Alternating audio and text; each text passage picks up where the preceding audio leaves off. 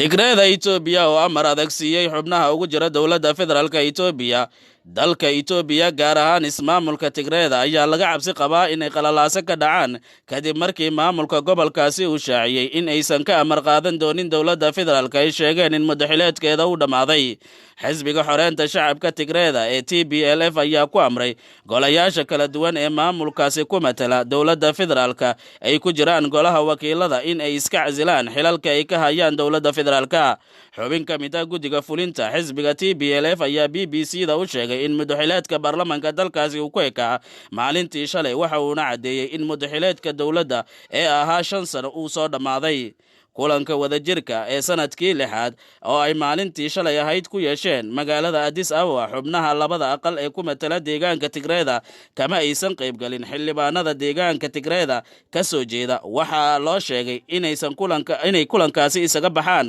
baarlamaanka oo kaliya, ma aha waxa amar kala siiyay, balse dhammaan xubnaha deegaanka Tigreeda ugu jira qaab dhismeedka dowladda dhexana sidaas oo kale ayaa lagu amray, ayuu yiri xubin ka mid ah guddiga fulinta ee xisbiga TPLF. xisbiga Tigreeda ayaa shaaciyay in madaxileedka dowladda federaalka Itoobiya uu soo dhamaaday, waxayna sharci darro ku tilmaameen in xilka uu sii hayo ra'iisul wasaaraha Itoobiya iyo xukuumaddiisa.